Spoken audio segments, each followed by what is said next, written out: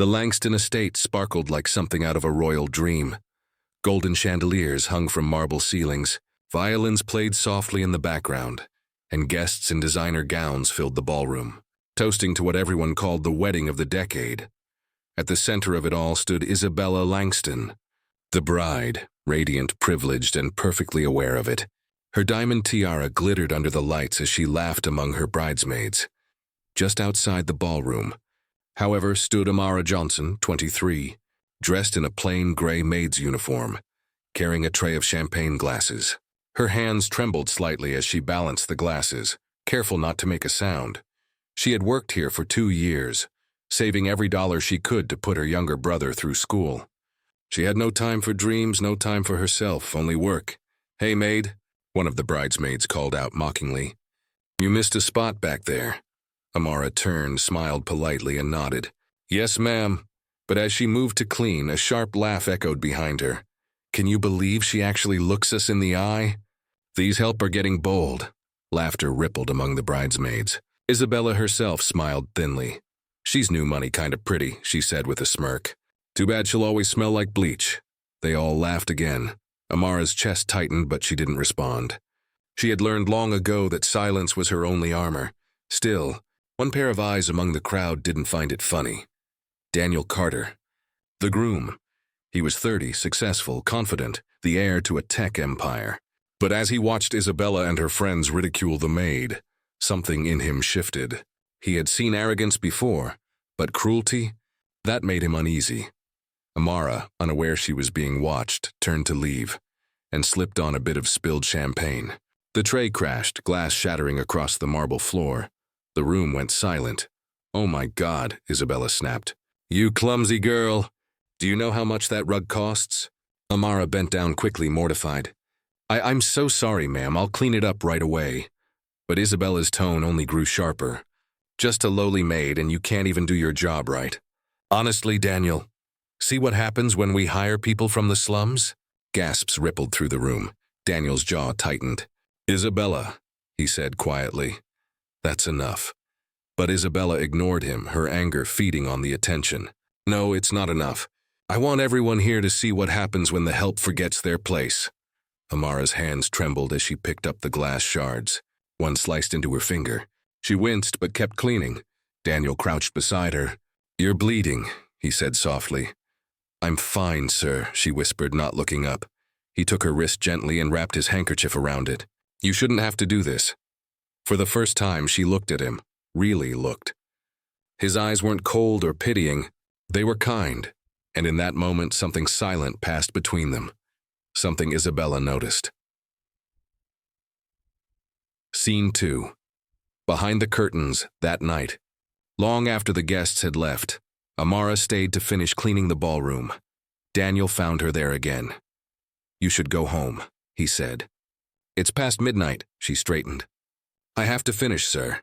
Mrs. Langston said everything must shine for tomorrow's ceremony." He hesitated. "You work hard," she smiled faintly. "Hard work's all I have, sir." He watched her for a moment. "You remind me of my mother. She used to clean houses too before she started her own business." Amara blinked. "Your mother was a maid?" "Was," Daniel said with pride. "She built something out of nothing." "I respect that." There was a quiet pause between them. The distant sound of waves brushed against the estate's cliffside edge. Then Amara said softly, "People like me, we're invisible to them. Until we make a mistake." Daniel's gaze softened. "You're not invisible to me." The words hung in the air, dangerous, impossible, true. Amara quickly looked away. "Good night, sir." But when she turned, Daniel said quietly, "If anyone ever disrespects you again, I want to know." She froze, then nodded, and for the first time in years, she walked home with her head a little higher. Scene 3, the rumor by morning. The mansion buzzed with gossip. "The maid was seen talking to the groom," whispered one servant. "She was alone with him past midnight," another said. "They say he bandaged her hand himself." When Isabella heard, her face went pale, then red. "How dare she?" she hissed. "Flirting with my fiancé like some desperate charity case?" Her maid of honor tried to calm her. "Bella, don't overreact." "Overreact?" Isabella snapped. "That girl needs to learn her place. And that's when she devised a plan. Scene 4, the trap, the wedding day arrived. Guests filled the grand hall, senators, CEOs and socialites, their laughter echoing off crystal walls. Amara worked quietly near the back, setting tables, avoiding attention. Her uniform was freshly pressed, her heart steady, until Isabella approached her. "Amara, isn't it?" Isabella said sweetly. "Yes, ma'am. Come with me. I need your help fixing something in the dressing room." Amara followed, hesitant but obedient. Inside, the room sparkled with mirrors and silk gowns, but the sweetness in Isabella's tone vanished the moment the door closed. "So," Isabella said coldly, stepping closer, "you think you can steal what's mine?" Amara frowned, confused. "Ma'am." "Don't play innocent," Isabella spat. "I saw the way you looked at Daniel. You think you can crawl out of your little hole and take my life?" Amara's throat tightened. "No, ma'am, I would never—" "Shut up," Isabella snapped. She snatched the water glass from the vanity and poured it down Amara's front. "That's where you belong." "On your knees," Amara gasped, trembling, tears stinging her eyes. "Please stop." But Isabella wasn't done. She opened the door and shouted, loud enough for half the hallway to hear. "Someone call security. The maid tried to steal my ring." Gasps, murmurs. Guests turned. Amara froze, her soaked uniform clinging to her as 2 guards stepped in, unsure what to do. Daniel, hearing the commotion, rushed in. "What's going on?" he demanded. "She tried to steal my engagement ring," Isabella cried dramatically. "I caught her red-handed." Daniel turned to Amara. "Is that true?" Tears rolled down her face. "No, sir. I swear I didn't." He looked between them, his heart pounding. And then he noticed something. The ring glittering on the vanity, untouched. "Then what's it doing there?" Daniel asked, voice low. Isabella blinked. I must have dropped it when you poured water on her," he interrupted sharply. The room fell silent. Her bridesmaids exchanged nervous glances. Guests nearby stopped whispering. Daniel turned to the guards. "Get out," then to Isabella, his voice like steel. "You humiliated an innocent woman. On our wedding day. She's a maid." Isabella shouted, her voice cracking. "She's nothing." "No," Daniel said quietly. "She's everything you're not." Scene 5, the canceled wedding minutes later. Chaos swept through the mansion. Guests whispered, cameras flashed, reporters lingered outside. The orchestra stopped playing, and then came the moment no one saw coming. Daniel stood at the altar, his best man beside him, waiting. The minister cleared his throat nervously, but instead of the bride, he looked toward the crowd. "I have an announcement," Daniel said, his voice carrying through the hall. "There will be no wedding today." A stunned silence followed. Isabella rushed down the aisle, her gown shimmering like glass. "Daniel, what are you doing?" "I can't marry someone who treats others with cruelty," he said evenly. "What I saw today, it wasn't love. It was arrogance," she gasped. "You're ending this over her?" He nodded. "Yes, because she reminded me of something you never could. Decency." The guests began murmuring. Some applauded quietly. Others gasped. Isabella's face twisted. "You'll regret this," she hissed. "You'll be nothing without me." Daniel turned away. "If being with you means becoming like you, then I'd rather be nothing," and with that, he walked out. Scene 6, redemption outside. Under the willow trees, Amara sat on a bench, still trembling, her wet uniform clinging to her skin. When Daniel found her, she stood quickly. "I'm sorry, sir. I didn't mean for any of this to happen," he smiled faintly. "Don't apologize. You just showed everyone the truth." She blinked, confused. "What truth?" "That worth doesn't come from status, it comes from character." She looked away, embarrassed. "I'm just a maid, Mr. Carter." He stepped closer. "No, Amara. You're the only person in that house who still knows what dignity looks like." The wind rustled through the trees. A single tear rolled down her cheek. "Thank you," she whispered. Daniel reached into his coat and handed her an envelope. "There's something inside for you. It's not charity. It's a job offer." She looked at him wide-eyed. "A job?" He nodded. "At my company. I want someone like you, someone who sees people, not power." Amara's voice trembled. "But why me?" He smiled softly. "Because when everyone else looked away, you still cared." Scene 7. Years later, 3 years passed.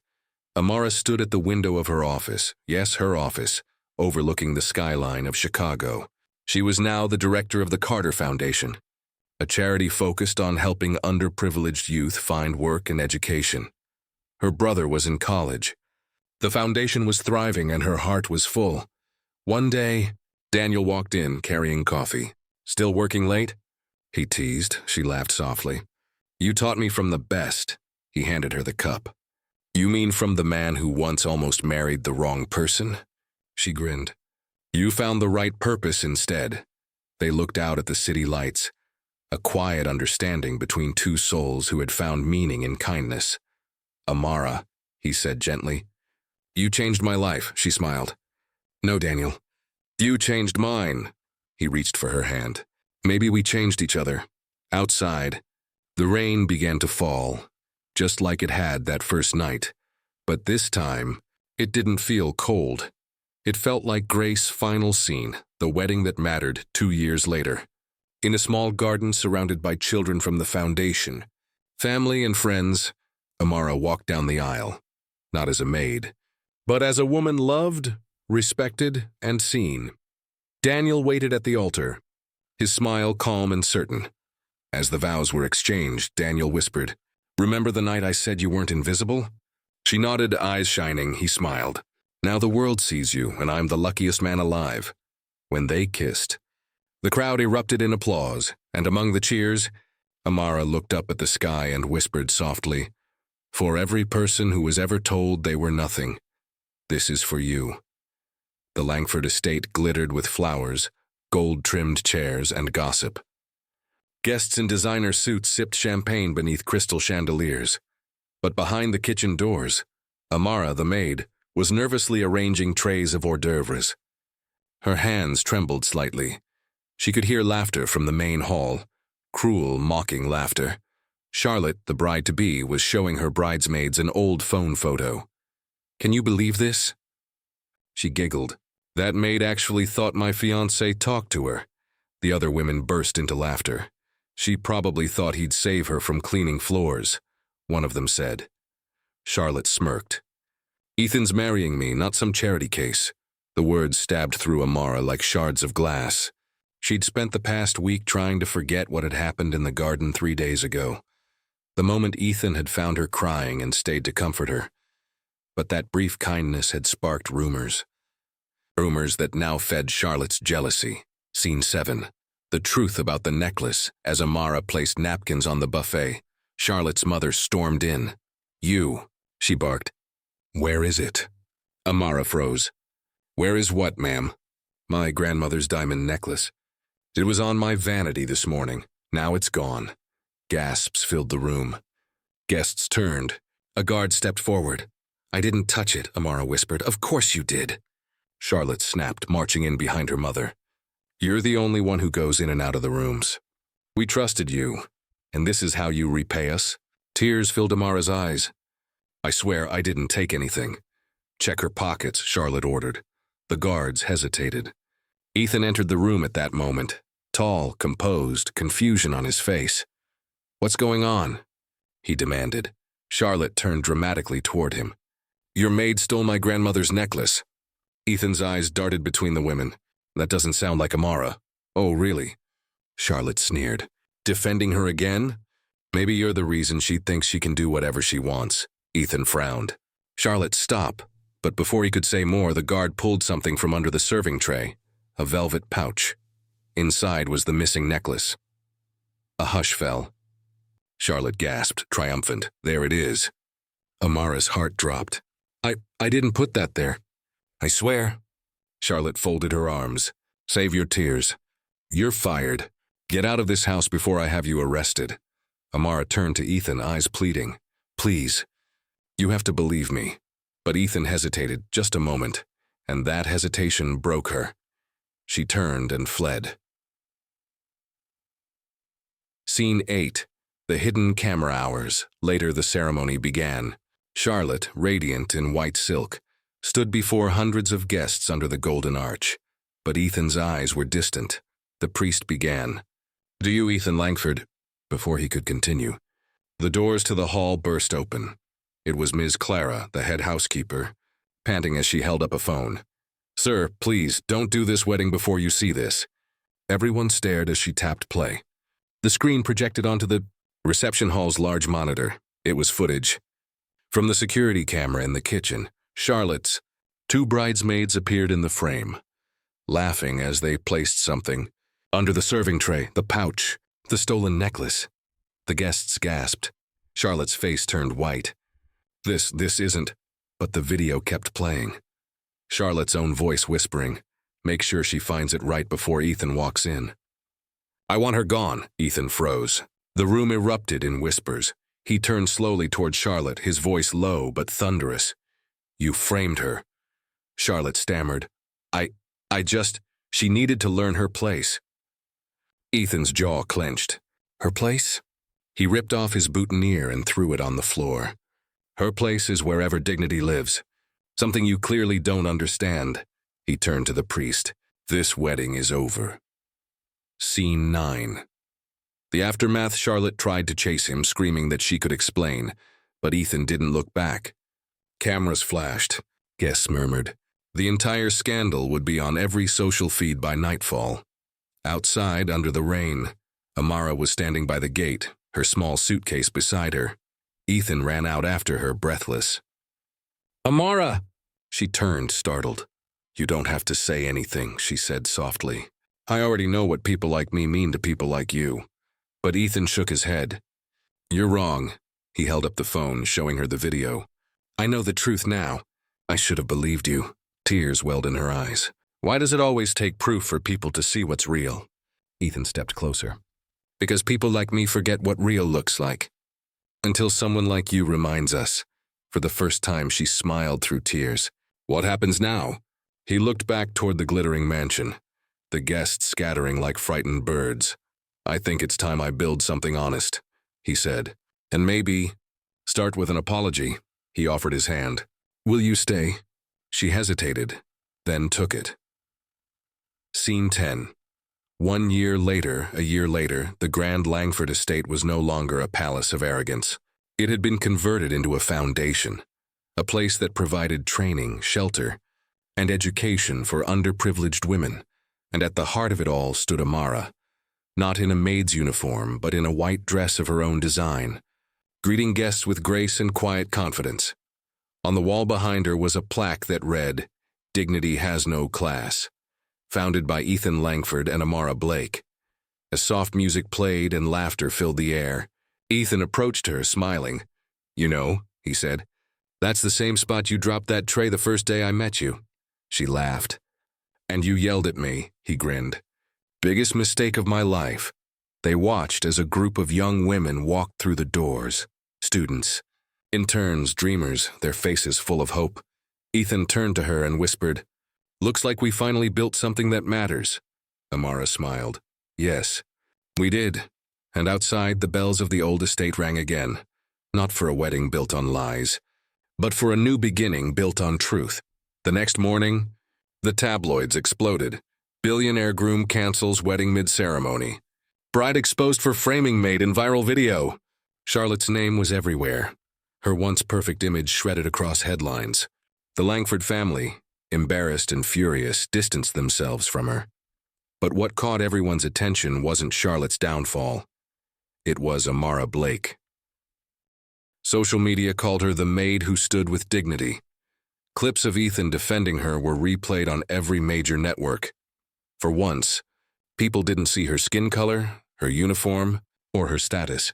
They saw her truth, and Ethan, sitting in his penthouse office the next week, realized something humbling. He had spent his life building empires from glass and steel, but it took a girl with nothing to show him what real strength looked like. He stood by the window, watching the rain fall over the city, the same rain that had once soaked Amara when she ran from his house in tears, and he whispered to himself, "I can't let it end like that." Scene 12, the invitation. 2 weeks later, Amara received a letter. It wasn't in an envelope. It was delivered by hand. When she opened it, her breath caught. It was written on the Langford Foundation's official letterhead. "Dear Ms. Blake, I owe you more than an apology. I owe you opportunity. You once said you dreamt of opening a center for women who have no voice. Let's build it together. Ethan Langford. At the bottom was a small note in his handwriting. You taught me that the truest kind of beauty doesn't wear a white dress. It wears courage. Amara stood frozen, her heart pounding. For a long time she stared at the letter. Then, with trembling hands, she packed her bag and boarded the bus back to the city. Scene 13. The foundation begins. The once empty ballroom of the Langford mansion was filled with construction workers, blueprints and hope. Amara walked through the halls, wearing a simple white blouse, no longer a maid, but a partner. Ethan stood at the window, clipboard in hand, smiling when he saw her.